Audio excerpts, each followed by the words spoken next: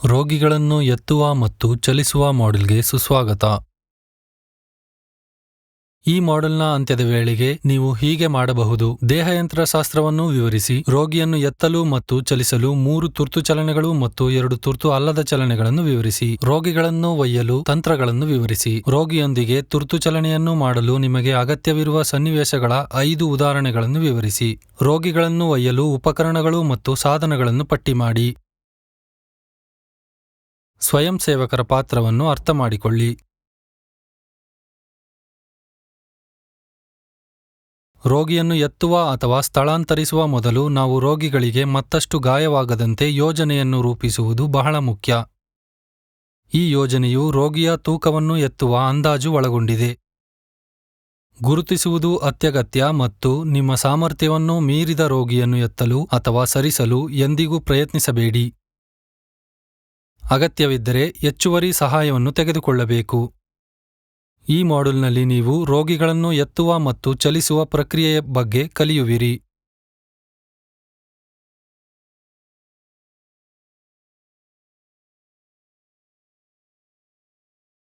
ದೇಹಯಂತ್ರಶಾಸ್ತ್ರವು ಗಾಯವನ್ನು ಕಡಿಮೆ ಮಾಡಲು ರೋಗಿಗಳನ್ನು ಎತ್ತುವ ಮತ್ತು ಚಲಿಸಲು ಅನುಕೂಲವಾಗುವಂತೆ ನಮ್ಮ ದೇಹವನ್ನು ಬಳಸುವುದನ್ನು ಸೂಚಿಸುತ್ತದೆ. ದೇಹಯಂತ್ರಶಾಸ್ತ್ರ ನಾವು ರೋಗಿಗಳನ್ನು ಎತ್ತುವಾಗ ಅಥವಾ ಹೊತ್ತೊಯ್ಯುವಾಗ, ನಾವು ಕುಳಿತುಕೊಳ್ಳುವಾಗ, ನಿಂತಿರುವಾಗ ಅಥವಾ ಬಾಗುವಾಗ ನಾವು ನಿರ್ವಹಿಸಬೇಕಾದ ಭಂಗಿಗೆ ಸಂಬಂಧಿಸಿದೆ. ಇದು ನಿಂತಿರುವ ಮತ್ತು ಒಬ್ಬರ ದೇಹವನ್ನು ಸರಿಯಾಗಿ ಹೊತ್ತೊಯ್ಯುವುದನ್ನು ಒಳಗೊಂಡಿರುತ್ತದೆ ಮತ್ತು ಗಾಯವನ್ನು ತಡೆಗಟ್ಟಲು ಒಬ್ಬರ ಶಕ್ತಿಯನ್ನು ಉತ್ತಮವಾಗಿ ಬಳಸಿಕೊಳ್ಳುತ್ತದೆ. ರೋಗಿಯನ್ನು ಅಥವಾ ಸಂತ್ರಸ್ತರನ್ನು ಘಟನೆಯ ಸ್ಥಳ ಅಥವಾ ಕಾರ್ಯಾಚರಣೆಯ ಪ್ರದೇಶದಿಂದ ಎತ್ತುವ ಮತ್ತು ಹೊತ್ತೊಯ್ಯುವ ಪ್ರಕ್ರಿಯೆಯಲ್ಲಿ ರಕ್ಷಕನಿಂದ ದೇಹದ ಯಂತ್ರಶಾಸ್ತ್ರದ ಸರಿಯಾದ ಮತ್ತು ಸಮರ್ಥ ಬಳಕೆ ನಿರ್ಣಾಯಕವಾಗಿದೆ. ರೋಗಿಯ ಯೋಗಕ್ಷೇಮವನ್ನು ಖಚಿತಪಡಿಸಿಕೊಳ್ಳಲು, ತಕ್ಷಣದ ಚಿಕಿತ್ಸೆಯನ್ನು ಸುಲಭಗೊಳಿಸಲು, ಉತ್ತಮ ಚಿಕಿತ್ಸೆ ನೀಡಲು ಈ ವಿಧಾನವು ಅವಶ್ಯಕವಾಗಿದೆ. ನಿಮ್ಮ ದೇಹವನ್ನು ಹೇಗೆ ನಿಯಂತ್ರಿಸುವುದು ಮತ್ತು ಸಮತೋಲನಗೊಳಿಸುವುದು ಎಂಬುದನ್ನು ನೀವು ಕಲಿತಾಗ ನೀವು ಇನ್ನೊಬ್ಬ ವ್ಯಕ್ತಿಯನ್ನು ಸುರಕ್ಷಿತವಾಗಿ ಹೊತ್ತೊಯ್ಯಬಹುದು. ನೀವು ಯಾರಾದರೂ ಭಾರವಾದ ವ್ಯಕ್ತಿಯನ್ನು ಎತ್ತುತ್ತಿರುವಾಗ ಸರಿಯಾದ ದೇಹಯಂತ್ರಶಾಸ್ತ್ರವು ನಿಮಗೆ ಯಾವುದೇ ಬೆನ್ನಿನ ಗಾಯಗಳನ್ನು ತಡೆಗಟ್ಟಲು ಸಹಾಯ ಮಾಡುತ್ತದೆ. ರೋಗಿಗಳನ್ನು ಎತ್ತುವ ಮತ್ತು ಹೊತ್ತೊಯ್ಯುವ ಕೆಲವು ಸಾಮಾನ್ಯ ನಿಯಮಗಳನ್ನು ನೋಡೋಣ. ಈ ನಿಯಮಗಳು ಗಾಯದ ಸಾಧ್ಯತೆಯನ್ನು ಕಡಿಮೆ ಮಾಡುತ್ತದೆ. ನಿಮ್ಮ ಪಾದಗಳನ್ನು ಸರಿಯಾಗಿ ಇರಿಸಿ. ಅವರು ದೃಢವಾದ, ಸಮವಾದ ಮೇಲ್ಮೈಯಲ್ಲಿರಬೇಕು ಮತ್ತು ಆರಾಮದಾಯಕವಾದ ಅಗಲವನ್ನು ಹೊರತುಪಡಿಸಿ ಸ್ಥಾನದಲ್ಲಿರಬೇಕು. ಜಾರುವಿಕೆ ಅಥವಾ ಅಸ್ಥಿರವಾಗಿದ್ದರೆ ಹೆಚ್ಚಿನ ಕಾಳಜಿಯನ್ನು ತೆಗೆದುಕೊಳ್ಳಿ. ನಿಮ್ಮ ಕಾಲುಗಳಿಂದ ಮೇಲಕ್ಕೆತ್ತಿ, ನಿಮ್ಮ ಬೆನ್ನನ್ನು ಸಾಧ್ಯವಾದಷ್ಟು ನೇರವಾಗಿ ಇರಿಸಿ ಮತ್ತು ನಿಮ್ಮ ಮೊಣಕಾಲುಗಳಲ್ಲಿ ಬಾಗಿ. ಸೊಂಟವನ್ನು ಬಗ್ಗಿಸಲು ಮತ್ತು ನಿಮ್ಮ ಸಹಚರರ ಮೇಲೆ ಕಣ್ಣಿಡಲು ಪ್ರಯತ್ನಿಸಬೇಡಿ. ಈ ತಂತ್ರವನ್ನು ಪವರ್ ಲಿಫ್ಟ್ ಎಂದು ಕರೆಯಲಾಗುತ್ತದೆ. ಒಂದು ಕೈಯಿಂದ ಎತ್ತುವಾಗ ಎರಡೂ ಕಡೆ ವಾಲುವುದನ್ನು ತಪ್ಪಿಸಿ. ಗ್ರಹಿಸಲು ನಿಮ್ಮ ಮೊಣಕಾಲುಗಳನ್ನು ಬಗ್ಗಿಸಿ ಮತ್ತು ನಿಮ್ಮ ಬೆನ್ನನ್ನು ನೇರವಾಗಿ ಇರಿಸಿ. ಎತ್ತುವ ಸಮಯದಲ್ಲಿ ತಿರುಚುವಿಕೆಯನ್ನು ಕಡಿಮೆ ಮಾಡಿ. ತೂಕವನ್ನು ನಿಮ್ಮ ದೇಹಕ್ಕೆ ಸಾಧ್ಯವಾದಷ್ಟು ಹತ್ತಿರ ಇರಿಸಿ. ಇದು ಯಾವುದೇ ಗಾಯದ ಸಾಧ್ಯತೆಯನ್ನು ಕಡಿಮೆ ಮಾಡುತ್ತದೆ. ರೋಗಿಯನ್ನು ಮೆಟ್ಟಿಲುಗಳ ಮೇಲೆ ಸಾಗಿಸುವಾಗ ಚಕ್ರದ ಸ್ಟ್ರೆಚರ್ ಬದಲಿಗೆ ಮೆಟ್ಟಿಲು ಕುರ್ಚಿಯನ್ನು ಬಳಸಿ. ಸಾಧ್ಯವಾದಾಗಲೆಲ್ಲ ನೀವು ಮೆಟ್ಟಿಲುಗಳ ಕೆಳಗೆ ಹಿಮ್ಮುಖವಾಗಿ ನಡೆಯುವಾಗ ರಕ್ಷಕನು ನಿಮ್ಮನ್ನು ನೋಡುವಂತೆ ಮಾಡಿ. ತಿರುಚಿದ ಅಥವಾ ಪಕ್ಕದ ಸ್ಥಾನದಿಂದ ಎತ್ತಬೇಡಿ. ಮುಂದಕ್ಕೆ ಬಾಗಿದ ಅಥವಾ ಅಸಮತೋಲನದ ಸ್ಥಾನದಿಂದ ಎತ್ತಬೇಡಿ.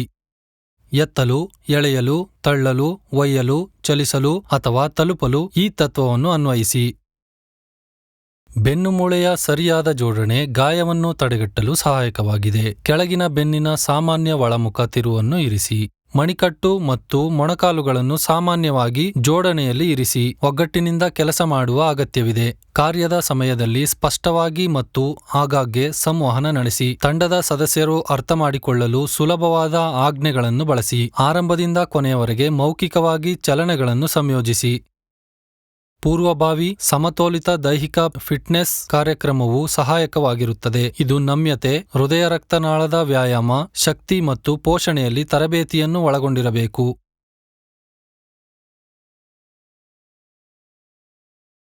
ರೋಗಿಯನ್ನು ಒಯ್ಯುವ ತಂತ್ರಗಳನ್ನು ತುರ್ತು ಚಲನೆಗಳು ಮತ್ತು ತುರ್ತು ಅಲ್ಲದ ಚಲನೆಗಳು ಎಂದು ವರ್ಗೀಕರಿಸಬಹುದು. ದೃಶ್ಯವು ಅಪಾಯಕಾರಿಯಾದ ಸಂದರ್ಭದಲ್ಲಿ ತಕ್ಷಣದ ರೋಗಿಗಳ ಆರೈಕೆಯ ಅಗತ್ಯವಿರುತ್ತದೆ. ಜೀವ ಉಳಿಸುವ ಆರೈಕೆಯ ಅಗತ್ಯವಿರುವ ಇನ್ನೊಬ್ಬ ರೋಗಿಯನ್ನು ತಲುಪುವ ಅವಶ್ಯಕತೆಯಿದೆ. ತುರ್ತು ಕ್ರಮವನ್ನು ನಡೆಸಲಾಗುತ್ತದೆ. ಪರಿಸ್ಥಿತಿಯು ತುರ್ತಾಗಿ ಇಲ್ಲದಿದ್ದಾಗ, ರೋಗಿಯು ಸ್ಥಿರವಾಗಿರುವಾಗ, ನೀವು ಚಲಿಸಲು ಸಾಕಷ್ಟು ಸಮಯ ಮತ್ತು ಸಿಬ್ಬಂದಿಯನ್ನು ಹೊಂದಿದ್ದರೆ ತುರ್ತು ಅಲ್ಲದ ಕ್ರಮಕ್ಕೆ ಆದ್ಯತೆ ನೀಡಲಾಗುತ್ತದೆ. ತುರ್ತು ಕ್ರಮಗಳನ್ನು ತ್ವರಿತವಾಗಿ ಮಾಡಲಾಗುತ್ತದೆ. ಬೆನ್ನುಮೂಳೆಯ ಸ್ಥಿರತೆ ಇಲ್ಲದಿದ್ದಾಗ ಮತ್ತು ದೃಶ್ಯವು ಸುರಕ್ಷಿತವಾಗಿಲ್ಲದಿದ್ದಾಗ ಇದನ್ನು ನಡೆಸಲಾಗುತ್ತದೆ. ಇದರಿಂದ ರೋಗಿಗೆ ಮತ್ತು ರಕ್ಷಕರಿಗೆ ತಕ್ಷಣದ ಅಪಾಯವಿದೆ. ತುರ್ತು ಚಲನೆಗಳ ಅಗತ್ಯವಿರುವ ಕೆಲವು ಸಂದರ್ಭಗಳು: ಬೆಂಕಿ ಅಥವಾ ಬೆಂಕಿಯ ಬೆದರಿಕೆ. ಇದು ಯಾವಾಗಲೂ ರೋಗಿಗಳು ಮತ್ತು ರಕ್ಷಕರಿಗೆ ದೊಡ್ಡ ಬೆದರಿಕೆ ಎಂದು ಪರಿಗಣಿಸಲಾಗುತ್ತದೆ. ಸ್ಫೋಟ ಅಥವಾ ಸ್ಫೋಟದ ಬೆದರಿಕೆ. ಇದು ಅಪಾಯಕಾರಿ. ದೃಶ್ಯದಲ್ಲಿ ಅಪಾಯಗಳಿಂದ ರೋಗಿಯನ್ನು ರಕ್ಷಿಸಲು ಅಸಮರ್ಥತೆ. ಅಸ್ಥಿರ ಕಟ್ಟಡ, ಕಾರುಗಳ ಉರುಳುವಿಕೆ, ಪ್ರತಿಕೂಲ ಗುಂಪು, ಅಪಾಯಕಾರಿ ವಸ್ತುಗಳು, ಚೆಲ್ಲಿದ ಗ್ಯಾಸೋಲಿನ್, ವಿಪರೀತ ಹವಾಮಾನ. ಆರೈಕೆಯ ಅಗತ್ಯವಿರುವ ಇತರ ರೋಗಿಗಳಿಗೆ ಪ್ರವೇಶ ಪಡೆಯಲು ತುರ್ತು ಕ್ರಮಗಳನ್ನು ಸಹ ಮಾಡಲಾಗುತ್ತದೆ. ರೋಗಿಯ ಸ್ಥಳ ಅಥವಾ ಸ್ಥಾನದ ಕಾರಣದಿಂದಾಗಿ ಜೀವ ಉಳಿಸುವ ಆರೈಕೆಯನ್ನು ನೀಡಲು ಸಾಧ್ಯವಾಗದಿದ್ದಾಗ. ತುರ್ತು ಕ್ರಮವನ್ನು ಮಾಡುವಲ್ಲಿ ದೊಡ್ಡ ಅಪಾಯವೆಂದರೆ ಬೆನ್ನುಮೂಳೆಯ ಗಾಯವನ್ನು ಉಲ್ಬಣಗೊಳಿಸುವ ಸಾಧ್ಯತೆ. ಸಾಧ್ಯವಾದಷ್ಟು ಬೆನ್ನುಮೂಳೆಯ ರಕ್ಷಣೆಯನ್ನು ಒದಗಿಸಿ. ದೇಹದ ದೀರ್ಘ ಅಕ್ಷದ ದಿಕ್ಕಿನಲ್ಲಿ ರೋಗಿಯನ್ನು ಎಳೆಯಿರಿ. ಕುತ್ತಿಗೆ ಮತ್ತು ಭುಜಗಳಿಂದ ತಲೆಯನ್ನು ದೂರ ಸರಿಯದಿರಲು ಪ್ರಯತ್ನಿಸಿ. ಕೈಗಳು ಮತ್ತು ತೋಳುಗಳನ್ನು ಸುರಕ್ಷಿತಗೊಳಿಸಿ. ತುರ್ತು ಪರಿಸ್ಥಿತಿಗಳಲ್ಲಿ ಚಲನೆ ಅಗತ್ಯವಿದ್ದಾಗ ಮಾತ್ರ ರೋಗಿಯನ್ನು ಸರಿಸಿ.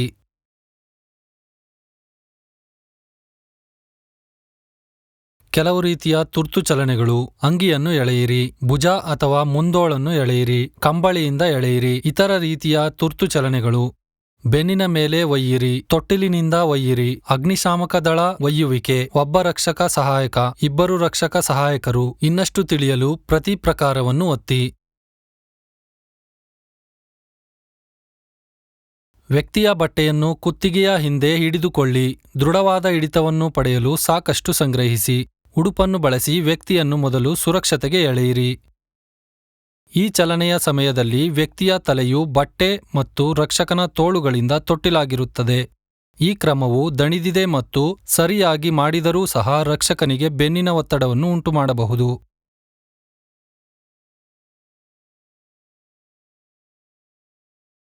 ನಿಮ್ಮ ಕೈಗಳನ್ನು ಹಿಂಭಾಗದಿಂದ ರೋಗಿಯ ಕಂಕಳು ಕೆಳಗೆ ಇರಿಸಿ ಮತ್ತು ರೋಗಿಯ ಮುಂದೋಳುಗಳನ್ನು ಗ್ರಹಿಸಿ. ಭಾರವಾದ ರೋಗಿಯನ್ನು ಸರಿಸಲು ಬಳಸಲಾಗುತ್ತದೆ. ತಲೆ ಮತ್ತು ಕುತ್ತಿಗೆಗೆ ಸ್ವಲ್ಪ ರಕ್ಷಣೆ ನೀಡುತ್ತದೆ.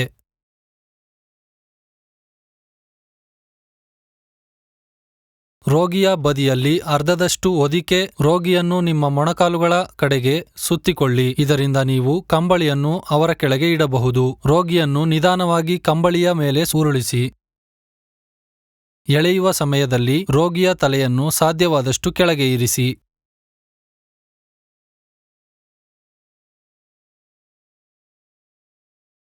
ರೋಗಿಗೆ ನಿಲ್ಲಲು ಸಹಾಯ ಮಾಡಿ. ಅವನ ಅಥವಾ ಅವಳ ತೋಳುಗಳನ್ನು ನಿಮ್ಮ ಭುಜದ ಮೇಲೆ ಇರಿಸಿ. ಇದರಿಂದ ಅವರು ನಿಮ್ಮ ಎದೆಯನ್ನು ದಾಟುತ್ತಾರೆ. ಬಾಗಿ ಮೇಲಕ್ಕೆತ್ತಿ.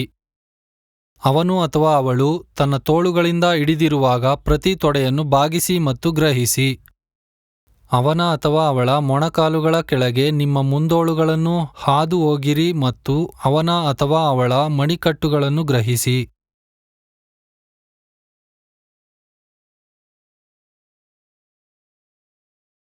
ನಿಮ್ಮ ಕೈಯನ್ನು ಅವನ ಅಥವಾ ಅವಳ ತೋಳಿನ ಕೆಳಗೆ ರೋಗಿಯ ಬೆನ್ನಿನ ಮೇಲೆ ಇರಿಸಿ. ನಿಮ್ಮ ಇನ್ನೊಂದು ತೋಳನ್ನು ಅವನ ಅಥವಾ ಅವಳ ಮೊಣಕಾಲುಗಳ ಕೆಳಗೆ ಇರಿಸಿ ಮತ್ತು ಮೇಲಕ್ಕೆತ್ತಿ. ನಿಮ್ಮ ರೋಗಿಯು ಜಾಗೃತರಾಗಿದ್ದರೆ ನಿಮ್ಮ ಭುಜದ ಮೇಲೆ ಅವನ ಅಥವಾ ಅವಳ ತೋಳನ್ನು ಇರಿಸಿ. ರೋಗಿಯನ್ನು ಅವನ ಅಥವಾ ಅವಳ ಬೆನ್ನಿನ ಮೇಲೆ ಇರಿಸಿ ಮತ್ತು ಅವನ ಅಥವಾ ಅವಳ ಕೈಗಳನ್ನು ಟೇಪ್ ಅಥವಾ ರೋಲರ್ ಗಾಜ್ನೊಂದಿಗೆ ಜೋಡಿಸಿ. ರೋಗಿಯನ್ನು ಅಡ್ಡಗಟ್ಟಿ ಅವನ ಅಥವಾ ಅವಳ ತಲೆಯನ್ನು ಎದುರಿಸಿ. ತದನಂತರ ಬಾಗಿ ನಿಮ್ಮ ಕೈ ಮತ್ತು ಮೊಣಕಾಲುಗಳ ಮೇಲೆ ಸರಿಸಿ. ರೋಗಿಯ ತಲೆಯನ್ನು ಸಾಧ್ಯವಾದಷ್ಟು ಕೆಳಗೆ ಇರಿಸಿ.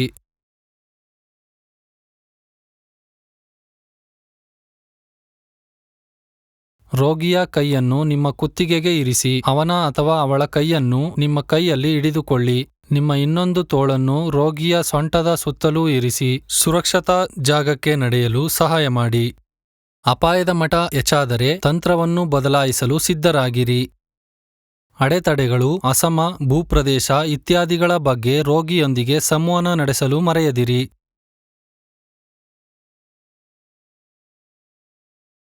ರೋಗಿಯ ತೋಳುಗಳನ್ನು ಎರಡೂ ರಕ್ಷಕರ ಭುಜಗಳ ಮೇಲೆ ಇರಿಸಲಾಗುತ್ತದೆ. ಪ್ರತಿಯೊಬ್ಬ ರಕ್ಷಕನು ರೋಗಿಯ ಒಂದು ಕೈಯನ್ನು ಹಿಡಿದಿಟ್ಟುಕೊಳ್ಳುತ್ತಾನೆ. ರೋಗಿಯ ಸೊಂಟದ ಸುತ್ತಲೂ ಖಾಲಿ ಇರುವ ತೋಳನ್ನು ಇರಿಸುತ್ತಾನೆ. ಅವರನ್ನು ಸುರಕ್ಷತಾ ಜಾಗಕ್ಕೆ ನಡೆಯಲು ಸಹಾಯ ಮಾಡುತ್ತಾನೆ. ಮುಂದೆ ತುರ್ತು ಅಲ್ಲದ ಚಲನೆಗಳ ಬಗ್ಗೆ ತಿಳಿಯೋಣ. ಇತರ ತರಬೇತಿ ಪಡೆದ ಸಿಬ್ಬಂದಿ ಅಥವಾ ವೀಕ್ಷಕರ ಸಹಾಯದಿಂದ ತುರ್ತು ಅಲ್ಲದ ಚಲನೆಗಳನ್ನು ಕೈಗೊಳ್ಳಬೇಕು. ರೋಗಿಗೆ ಹೆಚ್ಚುವರಿ ಗಾಯವನ್ನು ತಡೆಗಟ್ಟಲು ಕಾಳಜಿಯನ್ನು ತೆಗೆದುಕೊಳ್ಳಿ. ಜೊತೆಗೆ ರೋಗಿಯ ಅಸ್ವಸ್ಥ ಮತ್ತು ನೋವನ್ನು ತಪ್ಪಿಸಲು ಸಾಧ್ಯವಾದಾಗಲೆಲ್ಲ ಕನಿಷ್ಠ 3 ರಕ್ಷಕರನ್ನು ಬಳಸಿ.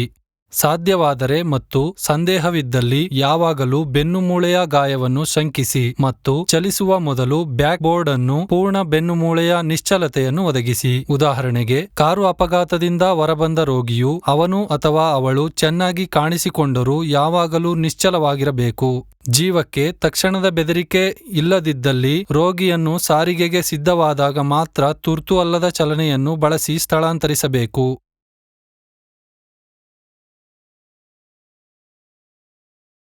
ಕೆಲವು ತುರ್ತು ಅಲ್ಲದ ಚಲನೆಗಳು: ನೇರ ನೆಲ ಅಥವಾ ಹಾಸಿಗೆಯಿಂದ ಎತ್ತುವುದು, ಎಕ್ಸ್ಟ್ರಿಮಿಟಿ ಲಿಫ್ಟ್. ಇನ್ನಷ್ಟು ತಿಳಿಯಲು ಪ್ರತಿ ಪ್ರಕಾರವನ್ನು ಒತ್ತಿ. ನೇರ ನೆಲದಿಂದ ಎತ್ತುವಿಕೆಯು 3 ರಕ್ಷಕರಿಂದ ತುರ್ತು ಅಲ್ಲದ ಎತ್ತುವಿಕೆಯಾಗಿದೆ. ರೋಗಿಯನ್ನು ನೆಲದಿಂದ ಹಾಸಿಗೆ ಅಥವಾ ಸ್ಟ್ರೆಚರ್ಗೆ ಸ್ಥಳಾಂತರಿಸಲು ಬಳಸಬಹುದು. ಈ ಕ್ರಮದಿಂದ ಕುತ್ತಿಗೆ ಅಥವಾ ಬೆನ್ನುಮೂಳೆಯ ಗಾಯಗಳ ಸಂಭವನೀಯತೆ ಇರುವುದರಿಂದ ಶಿಫಾರಸು ಮಾಡಲಾಗುವುದಿಲ್ಲ. ಇದನ್ನು ಇಬ್ಬರು ಮಾಡಬಹುದಾದರೂ 3ರನ್ನು ಶಿಫಾರಸು ಮಾಡಲಾಗಿದೆ. ನೇರ ನೆಲದಿಂದ ಎತ್ತುವಿಕೆಯನ್ನು ನಿರ್ವಹಿಸಲು ರೋಗಿಯನ್ನು ಅಂಗಾತವಾಗಿ ಮಲಗಿಸಬೇಕು ಮತ್ತು ಅವನ ಕೈಗಳನ್ನು ಎದೆ ಮೇಲೆ ಇಡಬೇಕು. ರಕ್ಷಕರು ರೋಗಿಯ ಒಂದು ಬದಿಯಲ್ಲಿ ಸಾಲಿನಲ್ಲಿರಬೇಕು. ಒಬ್ಬ ರಕ್ಷಕನು ರೋಗಿಯ ತಲೆಯ ಹತ್ತಿರ, ಇನ್ನೊಬ್ಬನು ಅವರ ಅಥವಾ ಅವಳ ಮಧ್ಯಭಾಗದಲ್ಲಿ ಮತ್ತು 3ನೇಯವನು ಪಾದದ ಬಳಿ ಇರಬೇಕು. ಪ್ರತಿ ರಕ್ಷಕನು ರೋಗಿಯ ಶರೀರಕ್ಕೆ ಹತ್ತಿರವಾಗಿ ಮಂಡಿಯೂರಿದ ಆಸನದಲ್ಲಿರಬೇಕು. ತಲೆಯ ಹತ್ತಿರವಿರುವ ರಕ್ಷಕನು ರೋಗಿಯ ಕುತ್ತಿಗೆಯ ಕೆಳಗೆ ಒಂದು ತೋಳನ್ನು ಇರಿಸಿ ಮತ್ತು ತಲೆಗೆ ತೊಟ್ಟಿಲು ಮಾಡಲು ದೂರದ ಭುಜವನ್ನು ಗ್ರಹಿಸಬೇಕು. ಇನ್ನೊಂದು ತೋಳನ್ನು ಬೆನ್ನಿನ ಕೆಳಗೆ ಸೊಂಟದ ಮೇಲೆ ಇಡಬೇಕು.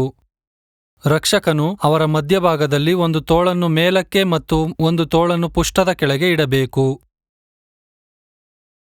ರೋಗಿಯ ಕೆಳಗಿನ ಕಾಲುಗಳಲ್ಲಿ ರಕ್ಷಕನು ಒಂದು ತೋಳನ್ನು ಅವರ ಮೊಣಕಾಲುಗಳ ಕೆಳಗೆ ಮತ್ತು ಇನ್ನೊಂದು ತೋಳನ್ನು ಕಣಕಾಲುಗಳ ಕೆಳಗೆ ಇಡಬೇಕು. ಮೊದಲನೆಯದಾಗಿ, ತಲೆಯ ಹತ್ತಿರವಿರುವ ರಕ್ಷಕನ ಸಂಕೇತದಂತೆ ಪ್ರತಿಯೊಬ್ಬರೂ ರೋಗಿಯನ್ನು ತಮ್ಮ ಮೊಣಕಾಲಿನ ಮಟ್ಟಕ್ಕೆ ಎತ್ತಬೇಕು. ನಂತರದ ಸಂಕೇತದಲ್ಲಿ ರಕ್ಷಕರು ರೋಗಿಯನ್ನು ತಮ್ಮ ಎದೆಯ ಕಡೆಗೆ ಉರುಳಿಸಿಕೊಳ್ಳಬೇಕು. ಅಂತಿಮ ಸಂಕೇತದಲ್ಲಿ ರೋಗಿಯನ್ನು ಹಿಡಿದಿಟ್ಟುಕೊಂಡು ಎಲ್ಲರೂ ಎದ್ದು ನಿಲ್ಲಬೇಕು. ನೀವು ಈಗ ಅವನನ್ನು ಅಥವಾ ಅವಳನ್ನು ಸರಿಸಬಹುದು. ರೋಗಿಯನ್ನು ಅಂಗಾತ ಸ್ಥಾನದಲ್ಲಿ ಇರಿಸಲು ಸಮಯ ಬಂದಾಗ ಪ್ರಕ್ರಿಯೆಯನ್ನು ಹಿಮ್ಮುಖಗೊಳಿಸಬಹುದು.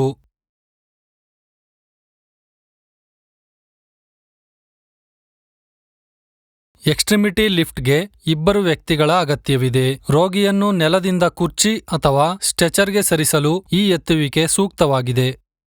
ರೋಗಿಯನ್ನು ಕುರ್ಚಿಯಿಂದ ಸ್ಟ್ರೆಚರ್ಗೆ ಸರಿಸಲು ಸಹ ಇದನ್ನು ಬಳಸಬಹುದು. ಆದಾಗ್ಯೂ, ತಲೆ, ಕತ್ತಿನ, ಬೆನ್ನುಮೂಳೆಯ ಭುಜದ ಗಾಯದ ಸಾಧ್ಯತೆಯಿದ್ದರೆ ಅಥವಾ ನಿಶ್ಚಲಗೊಳಿಸದ ತುದಿಗಳಿಗೆ ಯಾವುದೇ ಶಂಕಿತ ಮುರಿತಗಳಿದ್ದರೆ ಇದನ್ನು ಮಾಡಬಾರದು.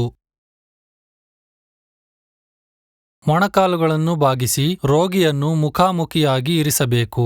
ನೀವು ರೋಗಿಯ ತಲೆಯ ಮೇಲೆ ಮಂಡಿಯೂರಿ ನಿಮ್ಮ ಕೈಗಳನ್ನು ಅವನ ಅಥವಾ ಅವಳ ಭುಜಗಳ ಕೆಳಗೆ ಇರಿಸಿ. ನಿಮ್ಮ ಸಹಾಯಕ ರೋಗಿಯ ಪಾದದ ಬಳಿ ನಿಂತು ರೋಗಿಯ ಸೊಂಟವನ್ನು ಹಿಡಿಯಿರಿ. ರೋಗಿಯನ್ನು ಕುಳಿತುಕೊಳ್ಳುವ ಸ್ಥಾನಕ್ಕೆ ಎಳೆಯಲು ನಿಮ್ಮ ಸಹಾಯಕರನ್ನು ನಿರ್ದೇಶಿಸಿ ಮತ್ತು ಭುಜಗಳಿಂದ ತಳ್ಳಿ.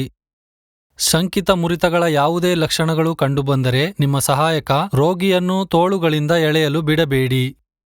ರೋಗಿಯ ಕಂಕುಳಿನ ಕೆಳಗೆ ನಿಮ್ಮ ತೋಳುಗಳನ್ನು ಜಾರಿಸಿ ಮತ್ತು ಮಣಿಕಟ್ಟುಗಳನ್ನು ಗ್ರಹಿಸಿ.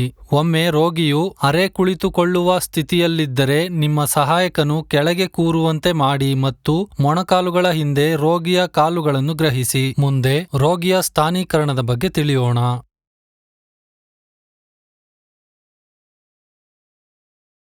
ನೀವು ರೋಗಿಯನ್ನು ಹೇಗೆ ಇರಿಸುತ್ತೀರಿ ಎಂಬುದು ರೋಗಿಯ ಸ್ಥಿತಿಯನ್ನು ಅವಲಂಬಿಸಿರುತ್ತದೆ. ಉದಾಹರಣೆಗೆ, ಆಘಾತದ ಚಿಹ್ನೆಗಳನ್ನು ತೋರಿಸುವ ರೋಗಿಯನ್ನು ಆಘಾತದ ಸ್ಥಾನದಲ್ಲಿ ಇರಿಸಬಹುದು. ಅಂದರೆ ಉದ್ದವಾದ ಮೇಜಿನ ತುದಿಯಲ್ಲಿ ಕಾಲುಗಳು ಅಥವಾ ಪಾದಗಳನ್ನು 20 ರಿಂದ 30 ಸೆಂಟಿಮೀಟರ್ ಎತ್ತರಿಸಿ. ಗಾಯಗಳು ಅದನ್ನು ತಡೆಯದ ಹೊರತು ಉಸಿರಾಟದ ಸಮಸ್ಯೆಗಳಿರುವ ರೋಗಿಯು ಹೆಚ್ಚು ಆರಾಮದಾಯಕ ಸ್ಥಾನವನ್ನು ಪಡೆಯಬಹುದು. ಈ ರೋಗಿಗಳು ಸಾಮಾನ್ಯವಾಗಿ ಕುಳಿತುಕೊಳ್ಳಲು ಬಯಸುತ್ತಾರೆ.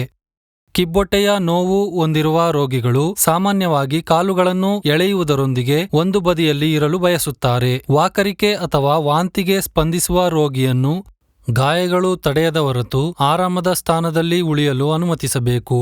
ರೋಗಿಯ ವಾಯುಮಾರ್ಗವನ್ನು ನಿರ್ವಹಿಸಲು ಯಾವಾಗಲೂ ಸಿದ್ಧರಾಗಿರಿ. ಆಘಾತಕಾರಿ ರೋಗಿಗಳು, ವಿಶೇಷವಾಗಿ ಬೆನ್ನುಮೂಳೆಯ ಗಾಯದಿಂದ ಶಂಕಿತರು, ಉದ್ದವಾದ ಮೇಜಿನ ಮೇಲೆ ಬೆನ್ನುಮೂಳೆಯನ್ನು ಸೂಕ್ತವಾಗಿ ನಿಶ್ಚಲಗೊಳಿಸಬೇಕು. ರೋಗಿಯನ್ನು ಚೇತರಿಕೆಯ ಸ್ಥಾನದಲ್ಲಿ ಇರಿಸಿ. ಪ್ರಜ್ಞಾಹೀನರಾಗಿದ್ದರೆ ಮತ್ತು ವಿರೋಧಾಭಾಸದ ರೋಗಿಗಳು ನಿಸ್ಸಂಶಯವಾಗಿ ಎಲ್ಲಾ ಪರಿಸ್ಥಿತಿಯನ್ನು ಪರಿಹರಿಸಲು ಸಾಧ್ಯವಿಲ್ಲ. ದೃಶ್ಯದಲ್ಲಿನ ಪರಿಸ್ಥಿತಿಗಳು ಮತ್ತು ರೋಗಿಯ ಸ್ಥಿತಿಯು ರೋಗಿಗೆ ಉತ್ತಮ ಸ್ಥಾನವನ್ನು ನಿರ್ದೇಶಿಸುತ್ತದೆ. ರೋಗಿಯನ್ನು ಹೊತ್ತೊಯ್ಯುವ ಸಲಕರಣೆಗಳ ಬಗ್ಗೆ ಮುಂದೆ ತಿಳಿದುಕೊಳ್ಳೋಣ.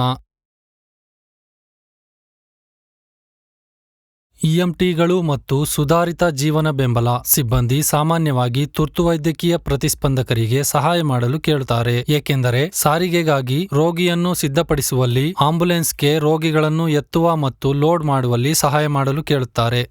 ಈ ಕಾರ್ಯಗಳಲ್ಲಿ ಸಹಾಯ ಮಾಡಲು ನೀವು ಬಳಸಲಾಗುವ ವಿವಿಧ ಸಾಗಿಸುವ ಮತ್ತು ಪ್ಯಾಕೇಜಿಂಗ್ ಸಾಧನಗಳೊಂದಿಗೆ ಪರಿಚಿತರಾಗಿರಬೇಕು.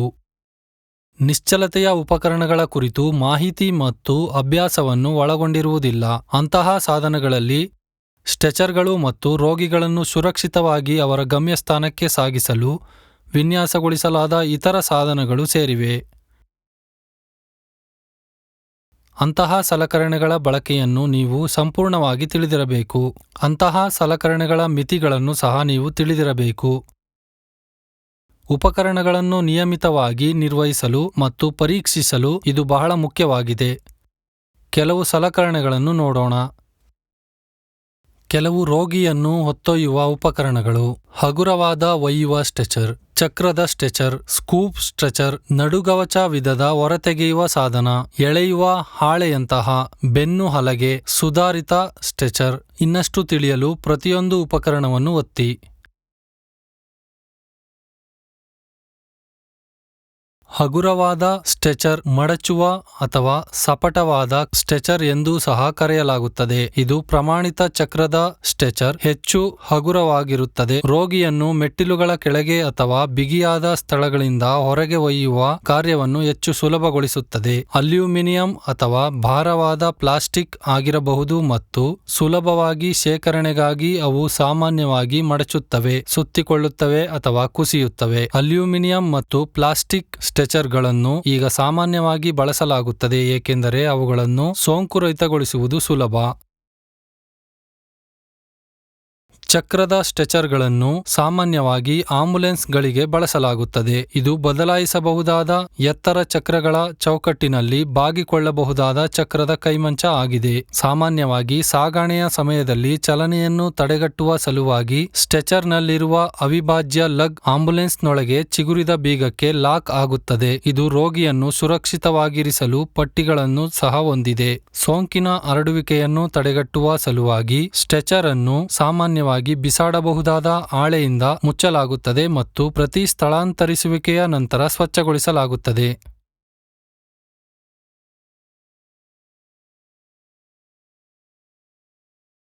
ರೋಗಿಗಳನ್ನು ಆಸ್ಪತ್ರೆಗಳಿಗೆ ಸ್ಥಳಾಂತರಿಸಲು ಅನುಕೂಲವಾಗುವುದು ಇದರ ಪ್ರಮುಖ ಮೌಲ್ಯವಾಗಿದೆ. ಸ್ಕೂಪ್ ಸ್ಟ್ರೆಚರ್ ಅಥವಾ ಕ್ಲಾಮ್ಶೆಲ್ ರಾಬರ್ಸನ್ ಆರ್ಥೋಪೆಡಿಕ್ ಸ್ಟ್ರೆಚರ್ ವಿಶೇಷವಾಗಿ ಗಾಯಗೊಂಡ ಜನರನ್ನು ಒಯ್ಯಲು ನಿರ್ದಿಷ್ಟವಾಗಿ ಬಳಸುವ ಸಾಧನವಾಗಿದೆ. ಬೆನ್ನುಹುರಿಯ ಅಪಚಾರವನ್ನು ಹೊಂದಿರುವ ಜನರನ್ನು ನೆಲದಿಂದ ಮೇಲಕ್ಕೆತ್ತಲು ಇದನ್ನು ಹೆಚ್ಚಾಗಿ ಬಳಸಲಾಗುತ್ತದೆ. ಪ್ರಜ್ಞಾಹೀನತೆಯಿಂದಾಗಿ ಅಥವಾ ಆಘಾತದ ಸಂದರ್ಭದಲ್ಲಿ ಸ್ಥಿರತೆಯನ್ನು ಕಾಯ್ದುಕೊಳ್ಳಲು ಅವುಗಳನ್ನು ಬಳಸಬಹುದು. ನಡುಗವಚ ವಿಧದ ಹೊರತೆಗೆಯುವ ಸಾಧನಗಳು ರೋಗಿಯ ತಲೆ, ಕುತ್ತಿಗೆ ಮತ್ತು ಬೆನ್ನುಮೂಳೆಯನ್ನು ಸ್ಥಿರಗೊಳಿಸುವಾಗ ಕುಳಿತಿರುವ ರೋಗಿಯ ಹೊರತೆಗೆಯುವಿಕೆಯನ್ನು ಸುಗಮಗೊಳಿಸುತ್ತದೆ. ಸಾಮಾನ್ಯವಾಗಿ ವಾಹನಗಳಿಂದ ಹೊರತೆಗೆಯುವಿಕೆಯಲ್ಲಿ ಬಳಸಲಾಗುತ್ತದೆ. ವಿವಿಧ ರೀತಿಯ ನಡುಗವಚ ಪ್ರಕಾರದ ಹೊರತೆಗೆಯುವ ಸಾಧನಗಳೆಂದರೆ ಮೆಟ್ಟಿಲು ಕುರ್ಚಿ, ಬುಟ್ಟಿ ಕೈಮಂಚ, ಬಾಗುವ ಕೈಮಂಚ. ಮೆಟ್ಟಿಲು ಕುರ್ಚಿಯು ರಕ್ಷಕರಿಗೆ ಕುಳಿತಿರುವ ರೋಗಿಗಳನ್ನು ಸಾಂಪ್ರದಾಯಿಕ ಕೈಮಂಚ ಹೊಂದಿಕೆಯಾಗದ ಸ್ಥಳಗಳ ಮೂಲಕ ಚಲಿಸಲು ಸಹಾಯ ಮಾಡುತ್ತದೆ. ಹೊಸ ಬ್ರಾಂಡ್ಗಳು ಕ್ಯಾನ್ವಾಸ್ ಅಥವಾ ಗಟ್ಟಿಯಾದ ಪ್ಲಾಸ್ಟಿಕ್ ಸೀಟ್ಗಳೊಂದಿಗೆ ಗಟ್ಟಿಮುಟ್ಟಾದ ಮಡಿಸುವ ಚೌಕಟ್ಟುಗಳಿಂದ ಮಾಡಲ್ಪಟ್ಟಿದೆ. ಸಂಗ್ರಹಿಸಲು ಸುಲಭವಾಗಿದೆ. ಅವುಗಳು ಚಕ್ರಗಳನ್ನು ಹೊಂದಿದ್ದು ರಕ್ಷಕರು ಅವುಗಳನ್ನು ಸಮತಟ್ಟಾದ ಮೇಲ್ಮೈಗಳ ಮೇಲೆ ಉರುಳಿಸಲು ಅನುವು ಮಾಡಿಕೊಡುತ್ತದೆ. ಕೆಲವು ಮಾದರಿಗಳು ಟ್ರ್ಯಾಕ್ಟರ್ ಟ್ರೇಡ್ ಯಾಂತ್ರಿಕತೆಯನ್ನು ಹೊಂದಿದ್ದು ಸುಲಭವಾಗಿ ಮೆಟ್ಟಿಲುಗಳ ಕೆಳಗೆ ಜಾರುವಂತೆ ಮಾಡುತ್ತದೆ. ಬುಟ್ಟಿ ಕೈಮಂಚವನ್ನು ಲೋಹ ಅಥವಾ ಬಲವಾದ ಸಂಶ್ಲೇಷಿತ ವಸ್ತುವಿನಿಂದ ತಯಾರಿಸಲಾಗುತ್ತದೆ. ಇದರಲ್ಲಿ ರೋಗಿಯನ್ನು ಇರಿಸಲಾಗುತ್ತದೆ. ಆದ್ದರಿಂದ ಅಪಘಾತ ಅಥವಾ ಇತರ ಪ್ರವೇಶಿಸಲಾಗದ ಸೈಟ್ನಿಂದ ತುರ್ತು ವೈದ್ಯಕೀಯ ಸೇವೆಗಳಿಂದ ಸುರಕ್ಷಿತವಾಗಿ ಹೊರತೆಗೆಯಬಹುದು. ಕೈಮಂಚವನ್ನು ಹಗ್ಗಗಳ ಮೂಲಕವೂ ಎತ್ತಬಹುದು. ಬುಟ್ಟಿ ಕೈಮಂಚವನ್ನು ಸ್ಟ್ರೋಕ್ ಸ್ಟ್ರೆಚರ್ ಎಂದು ಕರೆಯಲಾಗುತ್ತದೆ. ರಬ್ಬರೀಕೃತ ಕ್ಯಾನ್ವಾಸ್ ಅಥವಾ ಭಾರವಾದ ಪ್ಲಾಸ್ಟಿಕ್ನಂತಹ ಇತರ ಹೊಂದಿಕೊಳ್ಳುವ ವಸ್ತುಗಳಿಂದ ತಯಾರಿಸಲಾಗುತ್ತದೆ. ಸಾಮಾನ್ಯವಾಗಿ ಮರದ ಚಪ್ಪಡಿಗಳನ್ನು ಪ್ಯಾಕೆಟ್ಗಳಲ್ಲಿ ಹೊಲಿಯಲಾಗುತ್ತದೆ. ಬಾಗುವ ಕೈಮಂಚ ಸಾಮಾನ್ಯವಾಗಿ ಪ್ರತಿ ಬದಿಯಲ್ಲಿ 3 ಸಾಗಿಸುವ ಹಿಡಿಕೆಗಳನ್ನು ಹೊಂದಿರುತ್ತದೆ. ಅದರ ನಮ್ಯತೆಯಿಂದಾಗಿ ಇದು ಸೀಮಿತ ಸ್ಥಳಗಳಲ್ಲಿ ಅಥವಾ ಕಿರಿದಾದ ಹಜಾರಗಳಲ್ಲಿ ಉಪಯುಕ್ತವಾಗಿದೆ.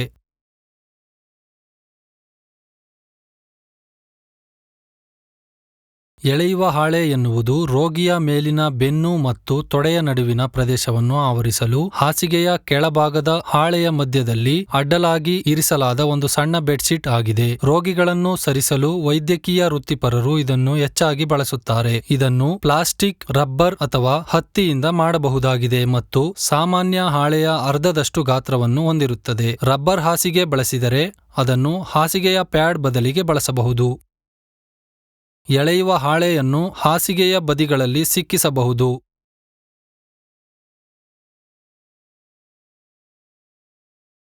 ಬೆನ್ನು ಹಲಗೆಯು ಒಂದು ಗಟ್ಟಿಯಾದ ಬೋರ್ಡ್ ಆಗಿದ್ದು ಅದರಲ್ಲಿ ಗಾಯಗೊಂಡ ವ್ಯಕ್ತಿಯನ್ನು, ವಿಶೇಷವಾಗಿ ಕುತ್ತಿಗೆ ಅಥವಾ ಬೆನ್ನು ಮೂಳೆಯ ಗಾಯಗಳಿರುವ ವ್ಯಕ್ತಿಯನ್ನು ಸಾಗಿಸುವ ಸಮಯದಲ್ಲಿ ಹೆಚ್ಚಿನ ಗಾಯವನ್ನು ತಡೆಗಟ್ಟುವ ಸಲುವಾಗಿ ಇರಿಸಲಾಗುತ್ತದೆ ಮತ್ತು ನಿಶ್ಚಲಗೊಳಿಸಲಾಗುತ್ತದೆ. ಈ ಸಾಧನಗಳನ್ನು ಸಾಮಾನ್ಯವಾಗಿ ಸ್ಪ್ಲಿಂಟರ್ ನಿರೋಧಕ ಮರ ಅಥವಾ ಸಿಂಥೆಟಿಕ್ ವಸ್ತುಗಳಿಂದ ತಯಾರಿಸಲಾಗುತ್ತದೆ. ಅದು ರಕ್ತವನ್ನು ಹೀರಿಕೊಳ್ಳುವುದಿಲ್ಲ. ಅವು ಸಾಮಾನ್ಯವಾಗಿ ಹ್ಯಾಂಡ್ ಹೋಲ್ಡ್ಗಳು ಅಥವಾ ಒಯ್ಯುವ ಪಟ್ಟಿಗಳನ್ನು ಹೊಂದಿರುತ್ತವೆ. 2 ವಿಧಗಳಿವೆ. ಉದ್ದವಾದ ಬೆನ್ನು ಹಲಗೆ 6 ರಿಂದ 7 ಅಡಿ ಉದ್ದ, ಮಲಗಿರುವ ಮತ್ತು ನಿಶ್ಚಲತೆಯ ಅಗತ್ಯವಿರುವ ರೋಗಿಗಳಿಗೆ ಬಳಸಲಾಗುತ್ತದೆ. ಚಿಕ್ಕ ಬೆನ್ನು ಹಲಗೆ 3 ರಿಂದ 4 ಅಡಿ ಉದ್ದ, ಕುತ್ತಿಗೆ ಅಥವಾ ಬೆನ್ನು ಮೂಳೆಯ ಗಾಯಗಳು ಶಂಕಿತರಾದಾಗ ವಾಹನಗಳಿಂದ ರೋಗಿಗಳನ್ನು ತೆಗೆದುಹಾಕಲು ಪ್ರಾಥಮಿಕವಾಗಿ ಬಳಸಲಾಗುತ್ತದೆ. ಚಿಕ್ಕ ಹಿಂಬದಿಯನ್ನು ರೋಗಿಯ ಹಿಂಭಾಗ ಮತ್ತು ಆಸನದ ನಡುವೆ ಜಾರಿಸಲಾಗುತ್ತದೆ. ಶಾರ್ಟ್ ಬೋರ್ಡ್ಗೆ ಭದ್ರಪಡಿಸಿದ ನಂತರ ಮತ್ತು ಕಟ್ಟುನಿಟ್ಟಾದ ಗರ್ಭಕಂಠದ ಕಾಲರ್ ಅನ್ನು ಧರಿಸಿದ ನಂತರ ರೋಗಿಯನ್ನು ವಾಹನದಲ್ಲಿ ಕುಳಿತುಕೊಳ್ಳುವ ಸ್ಥಾನದಿಂದ ಉದ್ದವಾದ ಬೋರ್ಡ್ನಲ್ಲಿ ಅಂಗಾತವಾಗಿ ತೆಗೆದುಹಾಕಬಹುದು.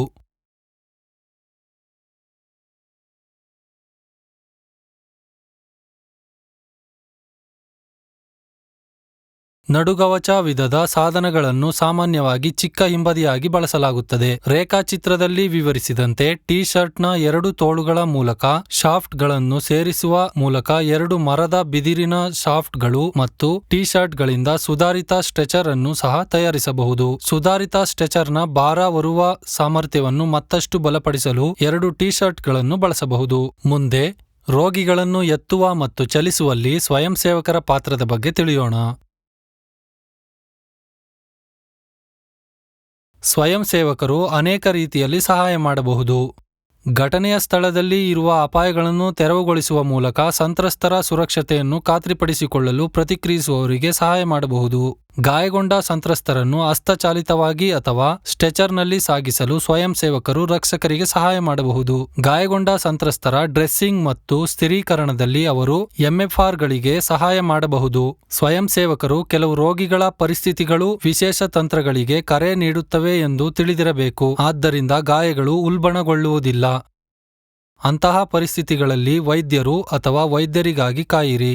ಸ್ವಯಂ ಸೇವಕರು ಮೂಲಭೂತ ಜೀವನ ಬೆಂಬಲ ವ್ಯವಸ್ಥೆಯ ನಿರ್ವಹಣೆಯಲ್ಲಿ ವೈದ್ಯಕೀಯ ಸಿಬ್ಬಂದಿಗೆ ಸಹಾಯ ಮಾಡಬಹುದು.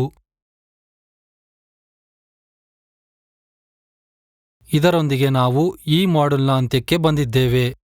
ಈ ಮಾಡ್ಯೂಲ್ನಲ್ಲಿ ಚರ್ಚಿಸಲಾದ ಪ್ರಮುಖ ಅಂಶಗಳು: ರೋಗಿಗಳನ್ನು ಎತ್ತುವ ಮತ್ತು ಚಲಿಸುವ ಅನುಕೂಲವಾಗುವಂತೆ ನಮ್ಮ ದೇಹವನ್ನು ಬಳಸುವುದು ಸೂಚಿಸುತ್ತದೆ. ರೋಗಿಯನ್ನು ಅಥವಾ ಸಂತ್ರಸ್ತರನ್ನು ಘಟನೆಯ ಸ್ಥಳ ಅಥವಾ ಕಾರ್ಯಾಚರಣೆಯ ಪ್ರದೇಶದಿಂದ ಎತ್ತುವ ಮತ್ತು ಚಲಿಸುವ ಪ್ರಕ್ರಿಯೆಯಲ್ಲಿ ರಕ್ಷಕನಿಂದ ದೇಹದ ಯಂತ್ರಶಾಸ್ತ್ರದ ಸರಿಯಾದ ಮತ್ತು ಸಮರ್ಥ ಬಳಕೆ ನಿರ್ಣಾಯಕವಾಗಿದೆ. ರೋಗಿಯ ಚಲಿಸುವ ತಂತ್ರಗಳನ್ನು ತುರ್ತು ಚಲನೆಗಳು ಮತ್ತು ತುರ್ತು ಅಲ್ಲದ ಚಲನೆಗಳು ಎಂದು ವರ್ಗೀಕರಿಸಬಹುದು. ತುರ್ತು ಕ್ರಮವನ್ನು ಮಾಡುವಲ್ಲಿ ದೊಡ್ಡ ಅಪಾಯವೆಂದರೆ ಬೆನ್ನು ಮೂಳೆಯ ಗಾಯವನ್ನು ಉಲ್ಬಣಗೊಳಿಸುವ ಸಾಧ್ಯತೆ. ಇತರ ತರಬೇತಿ ಪಡೆದ ಸಿಬ್ಬಂದಿ ಅಥವಾ ವೀಕ್ಷಕರ ಸಹಾಯದಿಂದ ತುರ್ತು ಅಲ್ಲದ ಚಲನೆಗಳನ್ನು ಕೈಗೊಳ್ಳಬೇಕು. ತುರ್ತು ವೈದ್ಯಕೀಯ ತಂತ್ರಜ್ಞರು ಅಥವಾ ಇಎಂಟಿಗಳು ಮತ್ತು ಸುಧಾರಿತ ಜೀವನ ಬೆಂಬಲ ಅಥವಾ ಎಎಲ್ಎಸ್ ಸಿಬ್ಬಂದಿಗಳು ರೋಗಿಯನ್ನು ಸಾರಿಗೆಗಾಗಿ ಸಿದ್ಧಪಡಿಸುವಲ್ಲಿ ಮತ್ತು ಆಂಬ್ಯುಲೆನ್ಸ್ಗೆ ರೋಗಿಗಳನ್ನು ಎತ್ತುವ ಮತ್ತು ಲೋಡ್ ಮಾಡುವಲ್ಲಿ ಸಹಾಯ ಮಾಡಲು ತುರ್ತು ವೈದ್ಯಕೀಯ ಪ್ರತಿಸ್ಪಂದಕರು ಅಥವಾ ಇಎಂಆರ್ಗಳನ್ನು ಕೇಳುತ್ತಾರೆ. ಆದ್ದರಿಂದ ಪ್ರತಿಸ್ಪಂದಕರು ರೋಗಿಗಳನ್ನು ಎತ್ತುವ ಮತ್ತು ಚಲಿಸುವ ವಿವಿಧ ರೀತಿಯ ಉಪಕರಣಗಳು ಮತ್ತು ತಂತ್ರಗಳನ್ನು ತಿಳಿದುಕೊಳ್ಳುವುದು ಮುಖ್ಯವಾಗಿದೆ. ಈಗ ವಿಷಯದ ಬಗ್ಗೆ ನಿಮ್ಮ ತಿಳುವಳಿಕೆಯನ್ನು ಪರಿಶೀಲಿಸುವ ಸಮಯ. ಇದು ಮೌಲ್ಯಮಾಪನದ ವ್ಯಾಯಾಮ. ಎಲ್ಲಾ ಪ್ರಶ್ನೆಗಳು ಸಮಾನ ಅಂಕವನ್ನು ಹೊಂದಿರುತ್ತದೆ. ಪರೀಕ್ಷೆಯಲ್ಲಿ ಉತ್ತೀರ್ಣರಾಗಲು ನೀವು ಕನಿಷ್ಠ 60% ಅಂಕಗಳನ್ನು ಗಳಿಸಬೇಕು. ಪ್ರಶ್ನೆಗಳನ್ನು ಎಚ್ಚರಿಕೆಯಿಂದ ಓದಿ ಮತ್ತು ಸೂಕ್ತವಾದ ಆಯ್ಕೆಗಳನ್ನು ಆರಿಸಿ. ಧನ್ಯವಾದಗಳು.